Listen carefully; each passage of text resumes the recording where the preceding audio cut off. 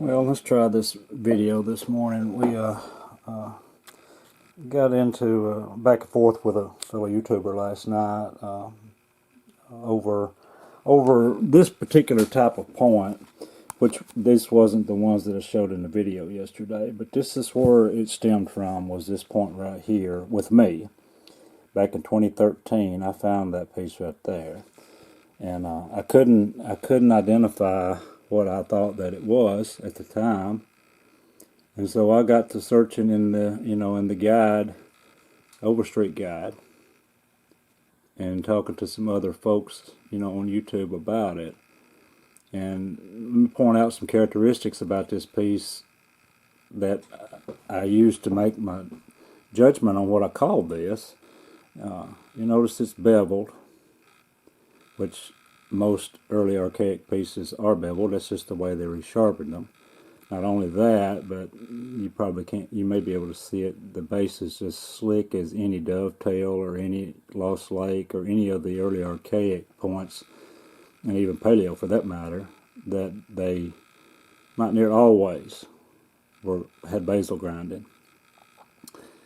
And then you look in the Overstreet guide, in my area, there's not but 2 points that I find. There may be more. I ain't saying I'm not mistaken in that, but I've only found 2 that had this, what I've called diagonal flaking, and Overstreet calls it both diagonal and oblique, which is one and the same, obviously, and this clearly has that. So, process of elimination, when you got 2 to choose from, you look at the Benton. Of course, you can see my examples ain't nothing like Overstreet's examples. Some of these are Mississippi fans, and they're like 16 3/4 inches long, ceremonial pieces, and a lot of the Bentons are oversized, and they'll tell you that in the description. They're medium to very large. So there's not a lot of small examples in the Overstreet guide for the Benton. Outside of these very few right here that I would consider to be average size, of which most of them don't have parallel flaking or oblique flaking until you get into the bigger sized pieces.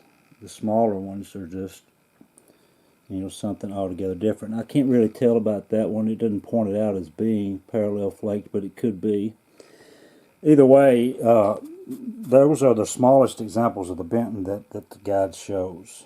And but when you go over to the other point in my area that has the diagonal flaking, the only other point is the Elk River, which early archaic is what Overstreet says these are, which would line up with basal grinding, and not only that, but it would also line up with any beveling that you would have, because you find those on early archaic pieces, whereas you don't find that on the Benton, which are middle archaic. And but anyway, you notice as you get on into the bigger pieces in the Bentons, you find this type of flaking, but you don't see any beveling. But you'll find everything in the Benton. I can't believe there wasn't any beveling, and there could have been, but you'll find all kinds of base configurations. Anywhere from triangle, square bases, to bubulous bases, to contracting stems and straight stems, and even double notched and single notched, and so a various number of bases for the Benton. And in fact, I've seen our YouTube friend, I can't recall his name right now, found a fine example of a double notched Benton in his area, which is quite a bit further south than I am. But anyway, what I'm wanting to point out is there's only 2 that's got this type of flaking. And I got out what I have found, and what I called this one eventually was an Elk River. And I based that on the parallel flaking for one, the beveled blade for one, and the obvious grinding, which is prevalent among early archaic pieces, which is what the Elk River is deemed to be according to Overstreet. And these others are just, examples. So from there, anything that I found on site there, for the most part, I would consider to be Elk River, for a number of reasons. One being that they're not the big, large, oversized, parallel flaked Bentons, but they are a smaller sized parallel point. And Overstreet even says that the Bentons and the Elk River are related, and clearly one of them were made before the other because one of them is early Archaic and the other is late or mid Archaic.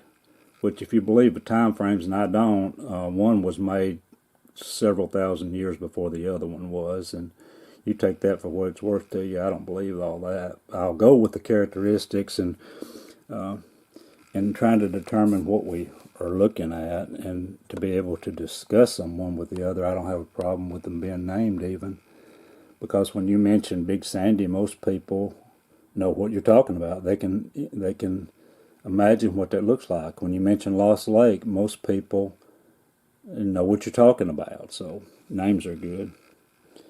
And but I'll be the first to tell you, I live in an area where that I don't find a whole lot of what I would consider classic examples.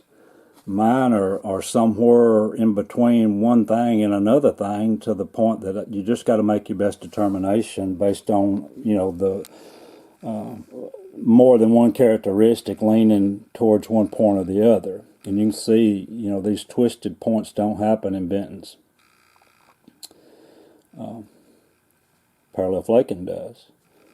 And these are just my opinions. I mean, you're entitled to yours, and that's a good thing that we all have different opinions. But, and it could very well just have been that they, on this particular site, preferred sharpening to one side. Nothing wrong with it.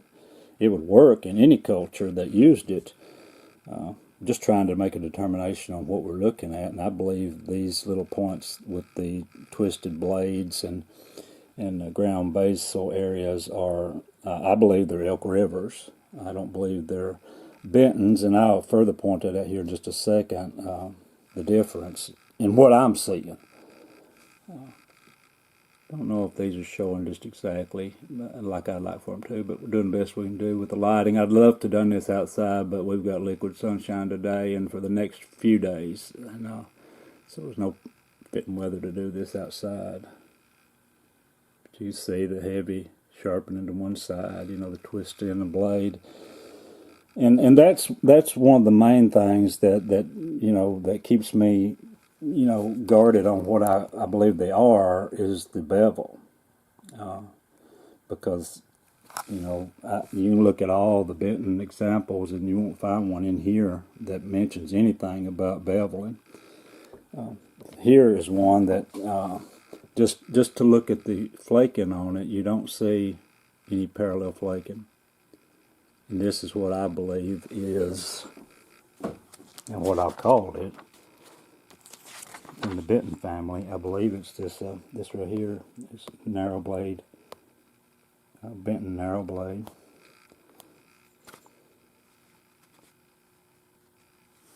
It's the closest one I can find to it, and it doesn't have any beveling. It doesn't have any parallel flaking either, which is neither here nor there, but Bentons some have it and some don't. But I pointed out that the majority of the Bentons, it appears as though they didn't have a preference in flaking until they got into some of the bigger, pieces. This one's got some good flaking, and it, in fact, even favors early Archaic flaking. But it's not ground. And it's clearly not beveled. And I'm calling that a Benton narrow blade, made out of some Dover material. Really pretty. I like that piece. Let me get up where I can see you. You've seen it. Many of you did. Let me find it. And then I got another piece that's in that same category according to Overstreet, where he says that certain points are related. I've killed all this row of points right here, but we've looked at them anyway. But anyway, there are a group of points that Overstreet says are related irregardless of their age, according to him, and that is the Elk River, the Benton, and the Buzzard Roost.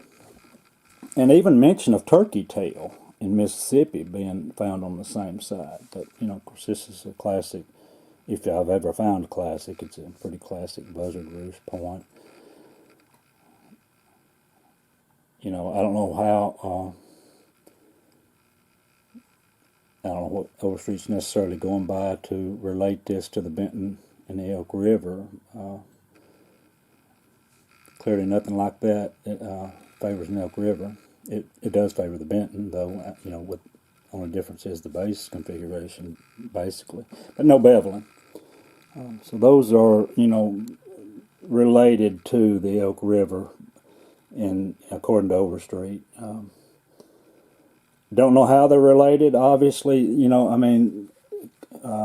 unless they're just found on the same site, and clearly they are. I won't argue that. But as far as characteristics goes, you can clearly see, the difference.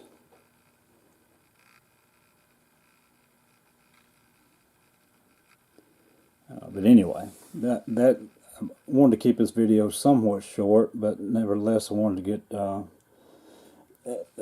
express where this started at, and it was with this point right here. That's a pretty piece right there, made out of some Fort Payne chert. And once I seen the parallel flaking, I call it, or the diagonal flaking, and the basal grinding and the beveling, I automatically, without even looking, I considered that to be somewhat early archaic. But didn't know whether to call that stemmed or what necessarily. But you don't find too many stemmed points. In fact, you don't find any stemmed points that are early archaic. And so to find a stemmed point, which if that's what you want to call that, that's fine. It's probably more of a notched point, but nevertheless, it does have a stem. But it's ground, and so I would say, Elk River being the only one I can find that's a stemmed early archaic point. Find another one, I'll be glad to look at it. But in our area, if you got any kind of early archaic point, it's usually got notches and heavy basal grinding and a beveled blade. And of course, this is prevalent, especially on this piece right here. The other ones, they've got the beveling, but they don't necessarily have that type of base nor basal grinding. They do in the notches, but most of the bases are wallered out, or they used the cortex, as their base and didn't bother necessarily fashioning it too much. But they certainly did like the shape of that bevel.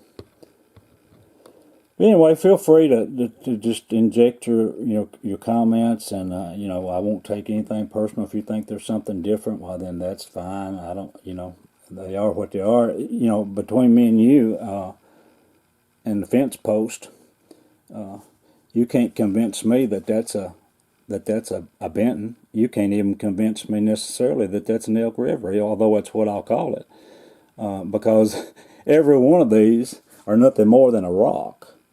And made by early man. Names and ages were given by somebody else later in time. We can take it or leave it. But we do, we have to have, I think, and I respect that, we need something to kind of go by. Like I said, for information purposes, when I mention something like the Elk River, you'll know what I'm talking about. If you want to see a good example, Mud Stompers Joel showed one he found quite a bit longer than that up in Ohio. I believe is where they hunt, or at least the Ohio River maybe. And it was I didn't see him find it live. He found it apart from his partner, and we just saw the artifact. We didn't see the pull. But it's a nice looking example of an Elk River if you want to look at it. I don't know which video it's on. You just have to hit him up. But it's about a classic example of an Elk River. And when I seen it, I identified it with it because, I've been calling these that based on, certain characteristics. I hope you've gotten something out of the video.